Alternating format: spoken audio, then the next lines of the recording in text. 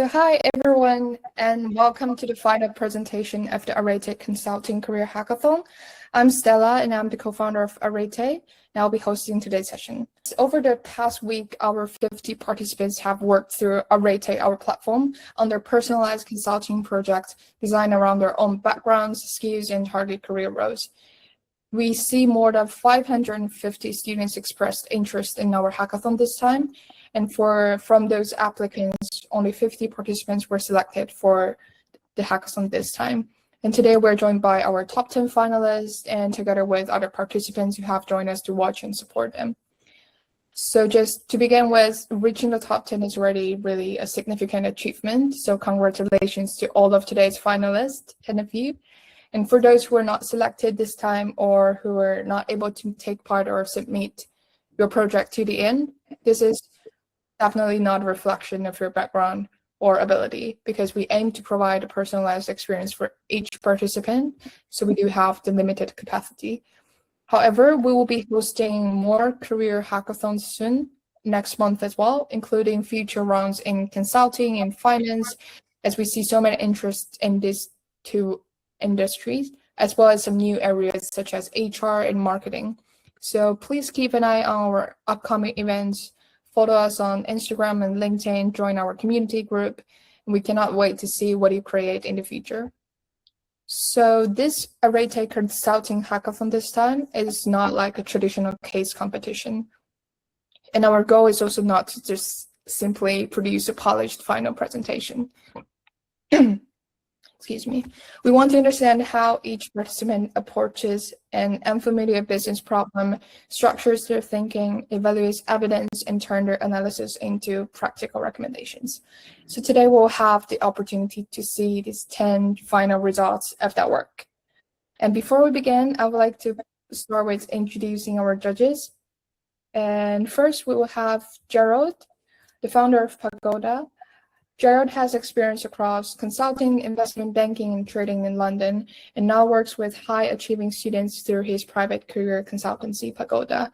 So Gerald, would you like to briefly introduce you and Pagoda? Sure. Thanks, Stella. Thanks, Yara, for having me. Yeah, it's really exciting to be here. It's one of my first times doing this sort of hackathon. I used to do a lot more.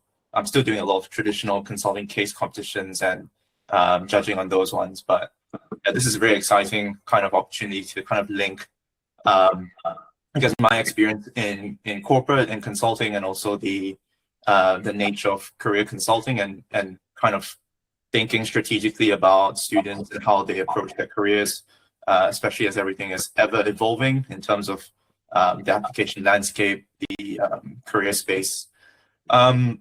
Yeah, so I won't go into too much detail, but I started my career in EY in London as a consultant within the financial services practice. So I did a lot of projects for different investment banks, wealth management companies, insurance companies, fintechs.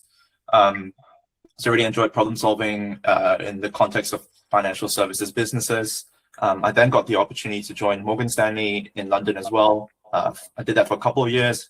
I kind of delivered big change projects working directly with the C-suite there, so taking my consulting skill set and then applying that in an in-house setting across a really complex organization, which was really, really interesting. And then after that, I got another opportunity to move somewhere else with Optiva as a market-making trading company, and I was asked to come in and build their compliance function.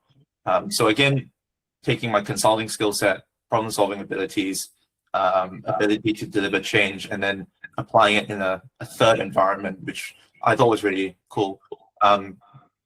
After sort of 7-8 years in the sector, I decided to take my company full-time. I was doing it on the side. I've been coaching students for about 8 to 9 years now. But taking that full-time last year and really trying the next step of problem solving, which I think is entrepreneurship. And I'm still learning so much about running a business and building things. So yeah, it's been really inspiring to also be surrounded by people like Stella and Yerim who are on this journey as well. And I'm so looking forward to looking at all your presentations today, hopefully giving you some good advice as well. Thank you so much, Gerald. We're so honored to have you with us today. And we also have Ramim, the founder of Uprise Consulting. So Ramim pursued his bachelor and master's degree at the University of Cambridge and then went on to establish Uprise Consulting, a student-led consulting firm. So Ramim, would you like to briefly introduce you and Uprise with us? Sure. So thank you, Stella, for the opportunity. So yeah, as Stella mentioned, I just finished my master's in public health at Cambridge, and I'm currently a life sciences analyst at Charles River Associates. And yeah, I've been building Uprise Consulting in the background since around March. So Uprise Consulting is a non-profit student-led consulting firm where we give students opportunities to work part-time on a consulting project around 8 weeks with a startup within the industry. So just before this, we actually finished up our final presentation for a VC-backed health tech wearable. That went really well, and the client was very happy with it. So that should hopefully be one of many future presentations coming up. But yeah, we currently are looking for more students to join our summer, well, mainly more autumn and winter cohorts. So if you are interested, then do feel free to reach out to me or look at the Uprise website, get involved, and hopefully we'll see you in a future applicant or even as a student ambassador, as we are looking for ambassadors within specific universities as well. So feel free to reach out. Thank you so much, Ramim. And yeah, we've been seeing how much progress Uprise have been doing in the healthcare wearable. Shane, our old friend, we also hear from Shane. Yeah, you guys have been working well together. So thank you so much, Ramim, for joining us today. And our third judge is Alice, who recently graduated from Brown University, and we first met at UCL, and she will soon be joining McKinsey in the US. So Alice brings a strong understanding of the consulting recruitment process as a fresh graduate. So we would also like to have Alice introduce yourself. Yeah, hi everyone, I'm Alice. As Stella said, I graduated from Brown University in May. I majored in applied math, economics, and international relations, and I'll be joining McKinsey like late August. I'm really interested in hearing all of your presentations and really excited to learn a lot from it too. Thank you, Alice, and thank you for 3 of our judges for giving your time and expertise to support our finalists today. So I'll be briefly explaining how today's session will work. Each finalist will have 3 minutes to present your project, and followed by 3 minutes Q&A from our judges. To keep the process fair, we'll apply the same time limit to each finalist. So I'll have to stop you when it reaches 3 minutes. However, I will let you know when there's 30 seconds remain. I will send 30 in the group chat so you will know, yeah, you have 30 seconds left.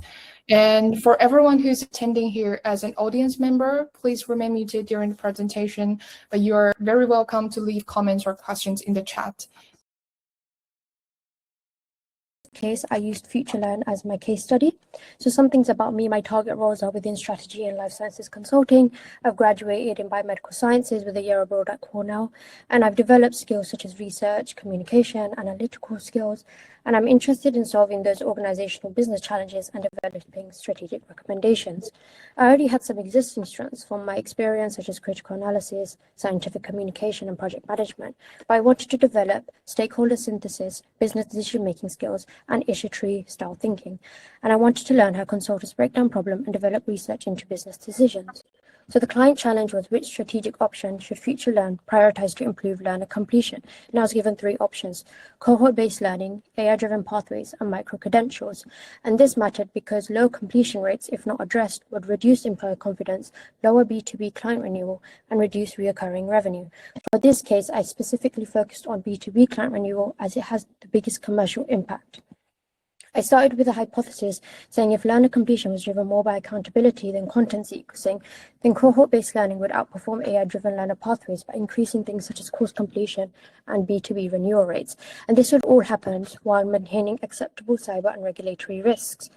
I then used some pieces of evidence to support my hypothesis, such as the FutureLearn Impact Report, which showed that completion rates stayed below high levels for free courses and paid certificates. CIPD's Learning at Work report showed that learner engagement and accountability were bigger barriers than content quality. And competitors such as LinkedIn Learning and Coursera had shown that cohort learning had actually improved engagements. And the UK GDPR guidance showed that cohort learning introduces cyber risk but are manageable with appropriate controls. Therefore, my hypothesis was supported, so I recommended a phased B2B cohort-based learning pilot. A pilot allowed us to address the root cause of low completion, strengthen employer confidence, and present lower implementation and regulatory risk than AI-driven learner pathways. We will strengthen controls by introducing things such as multi-factor authentication, discussion forum moderation, and would measure KPIs such as having completion rates above 30%, increase in learner satisfaction and employer renewal rates, and low cyber risk incidences. And these are some of the trade-offs I considered. So while it would provide high accountability and possibly improve completion, my trade-offs were it could offer less flexibility for learners and higher moderation and delivery costs. I learned through this project how to apply hypothesis-driven problem solving and make evidence-based strategic recommendations. And my thinking developed as I was able to define the business problem before proposing solutions and justify my recommendations with structured reasoning and evaluate the trade-offs. Thank you for listening. Thank you so much, Noor. And here we come to the judges. Yes, please. Who's going to go first? Can I, Go on, Jed, you can go first. Go for it. Okay. Thanks for that, Noor. Really comprehensive in the short amount of time. My question is more on, hypothetically, if you got a challenge to your hypothesis in a client meeting and the client asks you, how do you consider the B2C offering and why have you taken that off the table now? Do you have a response to that? And if not, how will you approach that kind of challenge in a client meeting? Yeah, so of course the case study was to focus on B2C and B2B client renewal as well, but I focused, I think I mentioned B2B specifically because right now that was the biggest, that had the biggest commercial impact and it would have a bigger return on investment because if B2B clients would increase, that means reoccurring revenue, which means that future learners' reputation would also increase and that could drive more learners, so our B2C clients, to engage more with the platform and then increase the completion rates as well. So my first focus was B2B as I feel like that had a bigger return on investment for the platform. Great, thank you. Good. Yeah, great presentation. I guess one question I had, you showed kind of some of the trade-offs to your kind of model. Did you have a chance to kind of, I know you had quite a short presentation time, did you have a chance to think about some of the mitigation strategies against kind of the trade-offs that you kind of mentioned and how you kind of challenge these potential trade-offs? Yeah, so I would say, for example, one of my trade-offs was less flexibility for learners.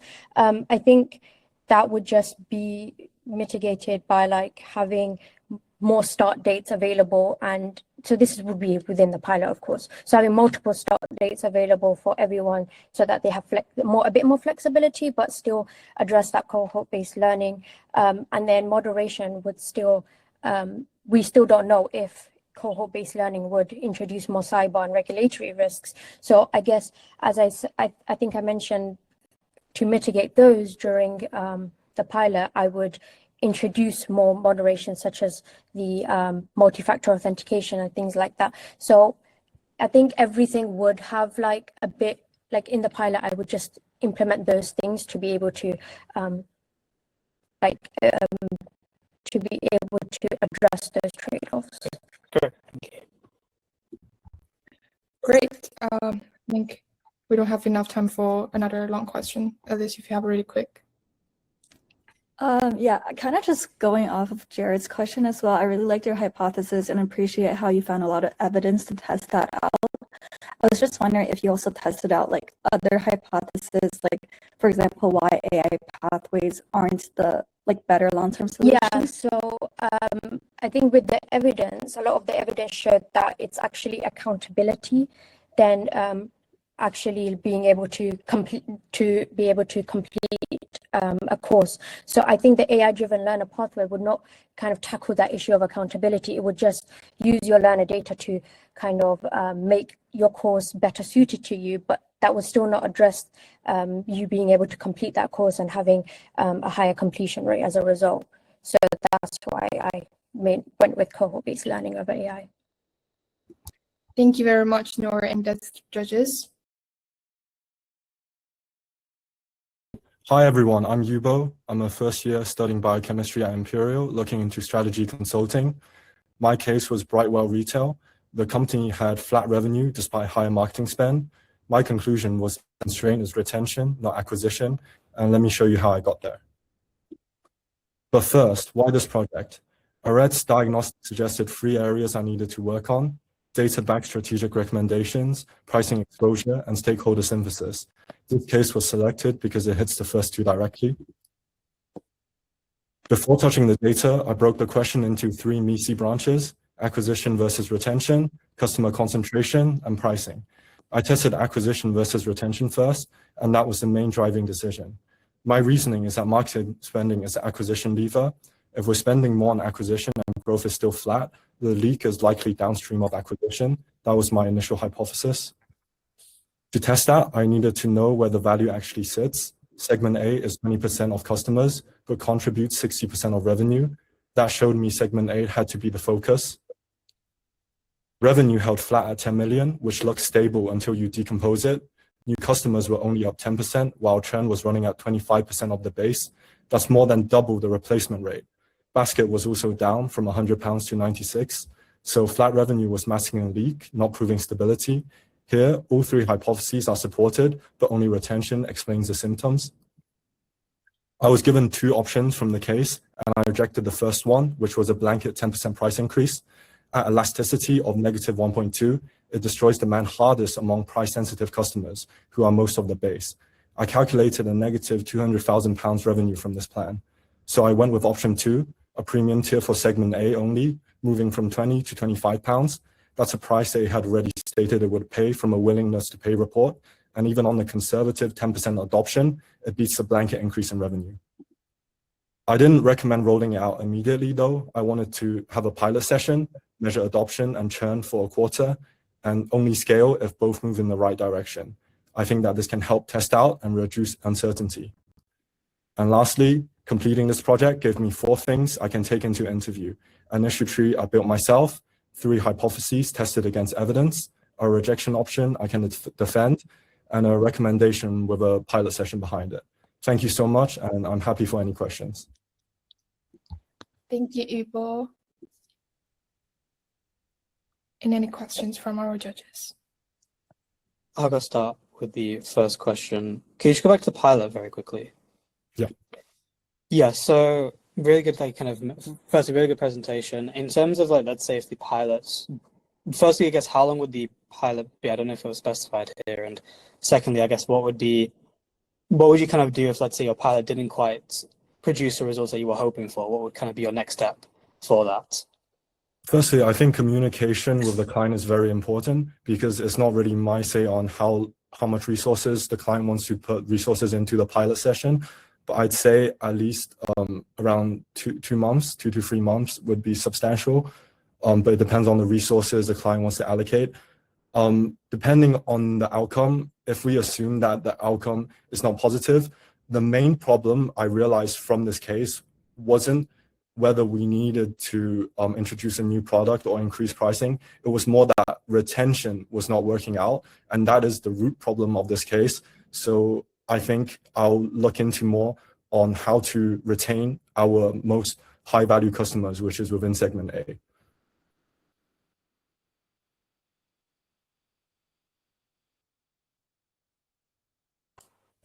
Great, thank you. Yeah, great presentation. Just going off of this slide as well, I was wondering, did you explain why you chose the 10% threshold for the adoption rate? Oh, can I go a slide earlier? Because I actually mapped a few different kinds. So I looked at 10%, 30, and 50. I guess 10% is the lowest adoption rate. So that's assuming like a pessimistic outlook, that only 10% of our customer base wanted to adopt this new premium tier. And even in that situation, that's a better option than the 10% price increase. So that's like my predictions. But if through the pilot session, we can see that there were at least like 50% or like higher, then that, I think that would be something very valuable for the client. If that answers the question. Yep, that's great. Thank you. Hi everyone, I'm Justin. After 3 years in PwC audit, I'm completing a Master in FinTech at National University of Singapore and currently pursuing strategy consulting. This project actually changed how I think about consulting because I used to think about how to find the right answer, but instead I realized that it's about asking the right questions, identifying what really driving the problem and making evidence-based recommendations. So my project actually focused on Brightwell retail, which the revenue remains at 10 million flat, despite a 10% increase in new customers and an additional $500,000 in marketing spend. So on paper, acquisition is working, right? So the real questions is not actually like how to like acquire more customers, but it's actually if acquisition is working, so what happened to revenue? So it doesn't. So what happened to me is I didn't really start with a solution. I tested in 3 different hypotheses. So was acquisition failing? Was churn rate eating the gains? Or was it because of the price opportunity being missed? So the acquisition was already up for 10%, but yet 25% of annual churn rate and a 4% decline in basket value were canceling those gains. So the turning point came when I realized the question wasn't just investing in retention. It was actually who is leaving. And segment A generates 60% of revenue from, just from just 20% of the customers. So losing segment A customers is matter far more than just another like segment B or C. And therefore, I've actually created a testing plan, which is first diagnosis churn by segment first, validate the pilot second, then comparing pricing. So based on the evidence shown here, I recommend shifting from acquisition-led growth towards retention-led growth by protecting the segment A and piloting a £25 of premier tier, and while keeping the £20 to the rest of them. And I rule out the blanket prices increase because it will likely destroy the value amounts more price-sensitive customers for like segment B and C. So the trade-off is very clear. Although this wasn't like this may be like a short-term customer growth, but at least it protects the revenue base that acquisition spending was already failing to grow. So I recommend a pilot beforehand, before scaling, because survey responses don't really translate into actual customer behavior. So I want to validate it before committing even further in terms of like the investments. So you must be wondering what I learned. So this project actually taught me good consulting isn't only having all the answers. It's more about structuring ambiguous problem, making best recommendation based on the evidence available, and staying willing to change the recommendation when better evidence emerges. And I think this is what good consulting is really about, and this is something that I really learned. So thank you all for this opportunity, and this is the end of my presentation. Thank you, Justin. Good presentation. Thank you very much. And Justin will be, you're the last to give presentation. Unfortunately, Jake has some technical issues. So questions from our judges first, please. Yeah, thanks. I'll start first. Yeah, thanks, Justin. Again, I think this is a more reflective question just on your career path. And it's around when you approach this problem, given that you're new to consulting, do you think your background in audit and maybe perhaps your knowledge of financial statements, which I assume is deeper than most students, having done the job for a few years now, do you think it lends you an advantage to solve these sorts of problems and gives you a different perspective? And do you think that's something you can package in your story going forward as a consulting?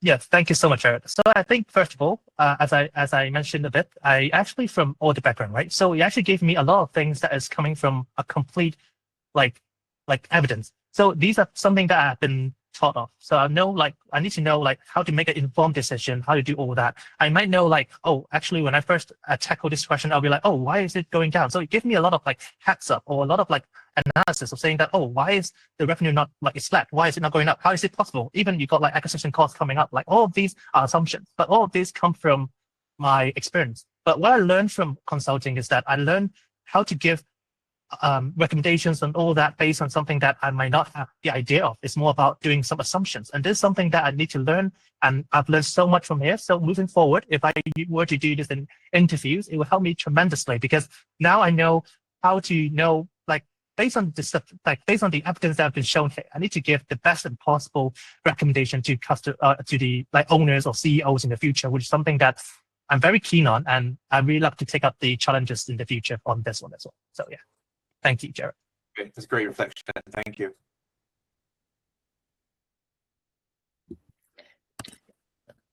I can go next. Yep. Firstly, great presentation. Can you just go back 2 slides, I think it was? Yes, that's fine. You mean this one? Yeah. Oh, sorry, no, the next one, sorry. Oh. Yeah. So you said the focus is segment A, which you gave a good kind of reasoning for, but I didn't catch your reason as to why not segment B or C. Could you just give that again for me? Yeah.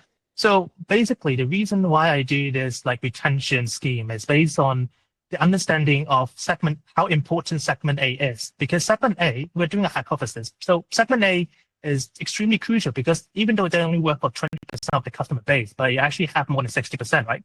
So in terms of that, it is way more important to retain them. I mean, compared to the rest, I'm not saying that they're not worth to retain, but that's where it comes from the churn rate. Because in churn rate of 25%, that's where we need to identify it. If it's mainly from the segment A, then it's crucial. Then the retention, that is one of the key decisions to do in order to, avoiding the revenue leakage. But if it's in B and C, then it could have a different approaches. For instance, for B wise, or maybe in C, it will be another story because for that story wise, right, it will be a bit more like it will be less like affected about the retention because they're actually contributing lesser revenue. And this is something that is why I did this hypothesis at the beginning, because this is what is crucially causing why the leakage is, and you really focus on what segment it is. That's my concept. Yeah. Thank you. Thank you. Thank you very much. And Alice, do you have one last question? Yeah, great presentation. I think you recommended that we should like pilot before scaling. I was just wondering what evidence made you prioritize like long-term success over like short-term immediate impacts? Thank you, Alice. So first of all, in terms of short-term, this is something that why I mentioned about piloting, because as I mentioned in the presentations, I think that before doing like a full investment on doing this, we need to base on the budgeting that the board of directors has. So in terms of that, piloting is extremely crucial. And in different phases, obviously, I actually thought of like 3 phases, but these are something that we could discuss further based on what the requirement of the customers. But with this from phase 1, for instance, it is good to pilot like ahead a bit, like maybe around 20% of the whole, the whole customers, and to understand how does it go, but based on the budget, obviously. And in the long-term success, because for this one, right, obviously this is more like a short-term because everything that's been shown in the data are all in snapshot according to financial statements. So all of these are actually based on the year, but we never know about what we could do in the future. And that future is the long-term. And hence, if this actually the pilot did well or anything, the long-term would be more like doing a hybrid plan. Apart from doing retention, we can still do acquisition costs, because acquisition costs always lose money at the very short term. It's always about investing the customers in the long term in the future. And this is something that I would do in my strategy. And this is how I feel my short term and long term go in this case. Thank you. That's great. Thank you very much, Justin. Thank you, Stella. Thank you, Stella. Thank you, Alice. Thank you all. Must be very difficult to make the decision, right? I can imagine. Yeah, we had very lots of. It came very close to yeah. I think everyone did it really well. We all think that. Third prize goes to Noor. Are you here? Hi, yes, thank you so much. Hi, you're the third prize. Congratulations. Thank you so much to everyone for listening and for the judges as well, and for Yerim. Like, we really interacted a lot during the project, and she was very central for me making sure my project was completed on time. But yeah, thank you so much again. Thank you so much, Noor. I'm glad to hear that you had great experience. Maybe just one sentence from our judge, like feedback on Noor's project and why you chose Noor to be our third prize. Yeah, maybe I'll kick off, and then the other judges can add on, on Noor. So my assessment of the different presentations was, first of all, were the candidates, were they reflective about their own careers? Because this is not a traditional case competition. So I was really looking for an awareness of where they were, like the current state of their careers in consulting, and how did this project, this hackathon, move the needle towards getting there where they wanted to be. So current state to future state kind of thing. I think Noor had, besides a really good consulting presentation, I think she went into a current state of her career and employability outlook as well, and how this project would close that gap.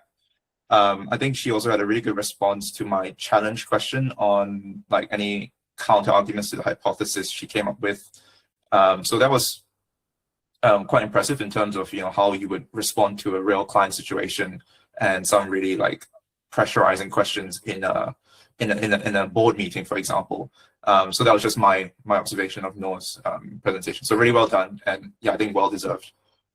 Oh, thank you so much again. That means a lot. And yeah, the feedback is amazing. Thank you. Thank you again. Thank you. Thank you. And any add-on from Alice Ramin? Yeah, so obviously, I think everyone did a really good job. I think everyone kind of really worked hard, and I can really tell that a lot of people put a lot of effort into this. I think I'll kind of try and give a very like brief overview, like general feedback for everyone, and then we'll go near specifically. So I think generally, I think everyone did a really good job at the reasoning, at the analysis stage. I was really actually quite impressed with the level of kind of analytical work from a lot of people, and even the reasoning when it comes to what data was relevant, what data wasn't, maybe data that wasn't quite relevant to the question. I thought that was really impressive. I think the bits that really stand out to me, echoing kind of Jared's point, definitely the reflection side, I think really kind of the winners really stood out in that sense, as well as the kind of laying out the problem and actually stating the problem statement. I think they were quite, it was very like, for those that kind of really outline the research question and kind of why it was important, for example, those that did that, I think it made it really easy to kind of follow along their reasoning behind each part of the analysis. And as opposed to that, obviously in consulting, if you don't outline the research question, then it's very hard to tell kind of why you're making each decision and even what your answer even alludes to. So I think that's something that, again, like everyone did a really good job. I think that were kind of the main three differentiators for me. For Noor specifically, I think echoing Jared, I think your reflection of kind of why this consulting hackathon would kind of be a step up for your career, I think was really important. And I also think, again, your synthesis as well as your, I guess, presentation was very clear. It was very understandable. It was very easy to follow. And even the questions, I think I potentially asked about mitigation, response strategy. I think you gave a really good response to that. I think, yeah, there wasn't necessarily anything, looking at kind of my scorecard, there's nothing that I'd say is like a major area of improvement. I think ultimately you did a really good kind of all-round job at kind of answering all the questions. So, yeah. Yeah, thank you so much, Ramin, for that feedback. And yeah, the main thing I wanted to make sure was the presentation was easy to follow. So the fact that that was one of the standout feedback actually makes me really proud that that was successful. But yeah, thank you so much. Thank you so much, Noor. We can all see you really did a good job. And Alice, anything to add on? Yeah, I'm just echoing off of Jared, and yeah, just echoing off. I think Noor, you had a really great presentation. I think it was definitely very, very easy to follow. And I like how you started with a hypothesis and found a lot of evidence to support it in the future. So I think that the whole chain of reasoning was really nice and easy to follow. And I like that you also focused on B2B because I think that it's a pretty unique segment to focus on. Like I think most people would start with B2C and then go off to B2B. I think yeah, great presentation, great line of reasoning.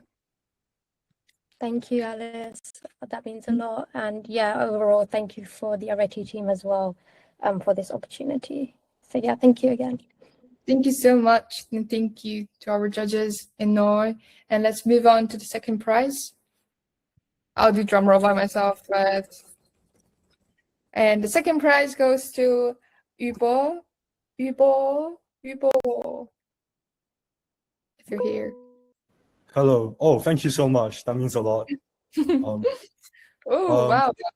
Same as Noor, throughout the whole process, Yurin has been such a good help because at the start, my case study had a lot of bugs online and it couldn't show data properly, or mid-project, it would change my project. So for half my project, I was working on a biotech company and then it changed back to retail.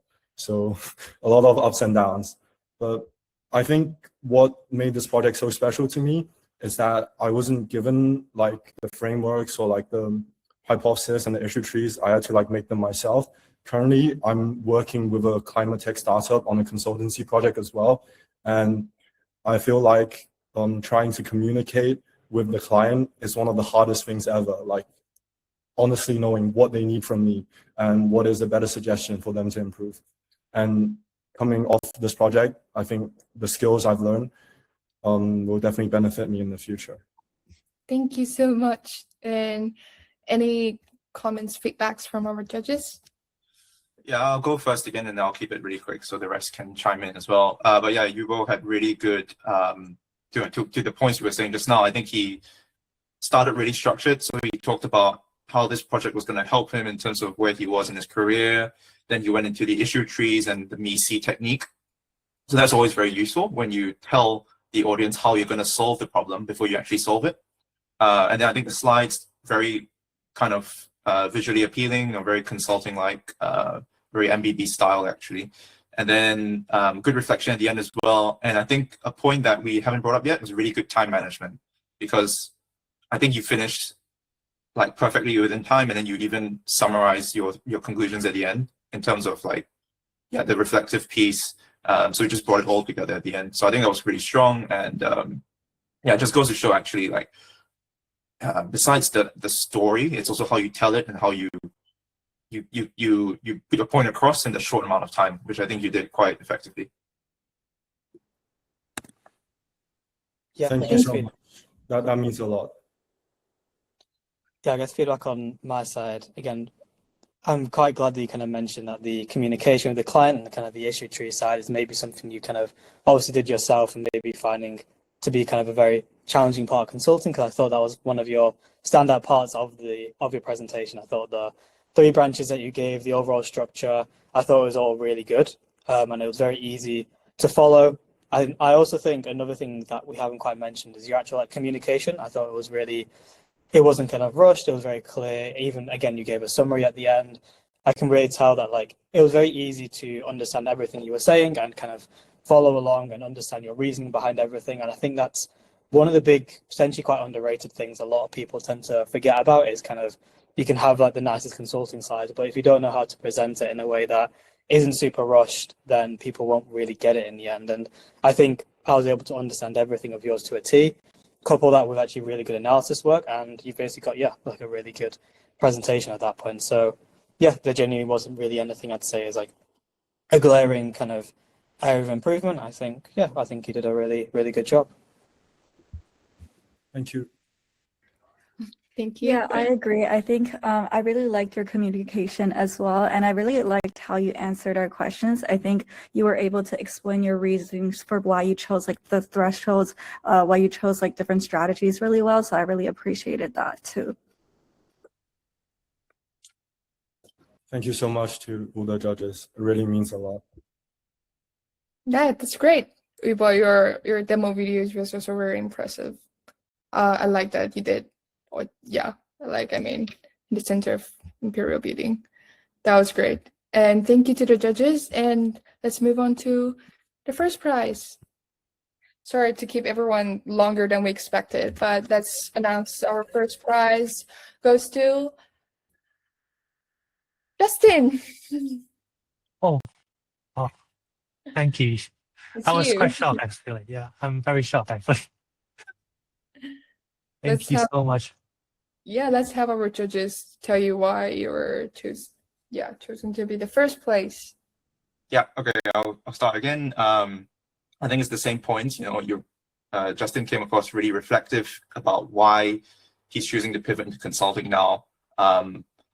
Asking the right questions instead of getting the right answers. That's a very astute observation of what consulting really is. So I think having that kind of point right at the beginning really framed your whole thing really well, because that's why you're doing this project. That's why you're taking the time, even though you're doing a master's, you've obviously had a career before this as well, to pivot into consulting. So that was a really strong career story, which is exactly what a recruiter would be looking for before you even get to like the case studies and technicals.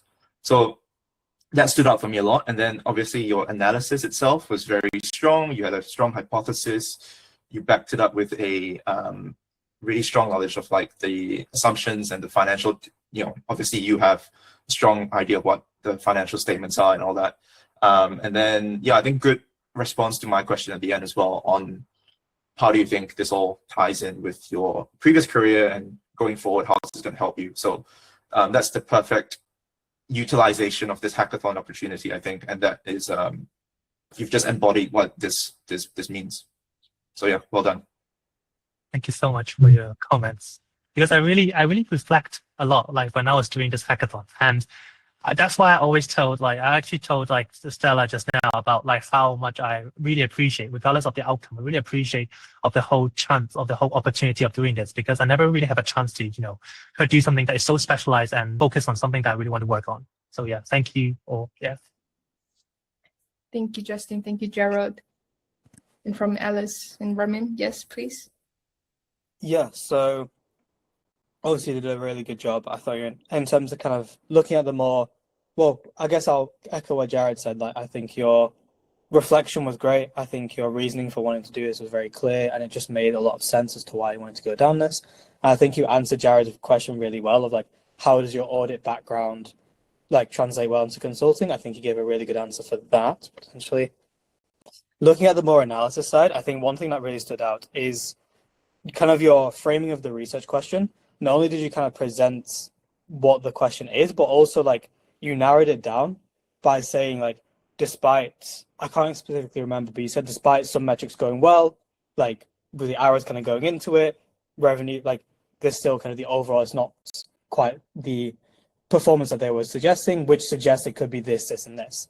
So you framed not only the question, but the hypothesis really well, based off the initial data of some things are going well, some levers are like really good. However, the overall view isn't as what we expected. So I think you did a really good job, not only, again, just presenting what the issue is that you're trying to solve, but even narrowing down and saying from the start, it can't be this, this, or this. And I think that's really important in consulting when you are trying to tackle a very high level question, trying to narrow down things as quickly as possible and try and identify, right, it can't be this, it can't be this, it can't be this, so it's got to be this. And then we're going to explore, then we're going to make our framework, everything like that.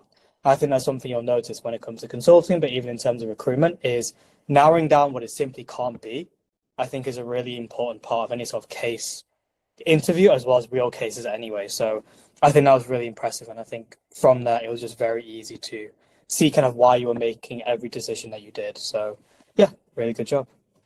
Thank you so much. Thank you so much. Thank you so much for all your comments. Yeah, I agree with Rami. I think your framing was really good. I like how you prioritize like some strategies above everything else, and you gave a really good line of reasoning for that, and like why each step of the way was important. I also think that you did a lot of signposting throughout the presentation, like you were communicating what you were going to focus on next throughout the presentation. I think that really helped, like at least for me, I think that really helped me like follow along. And I think that, yeah, tying on to the Jared and Remy, I think you were super reflective as well. And your insights about consulting in general and auditing were really, really helpful for me as well. Thank you so much, Alice. Thank you.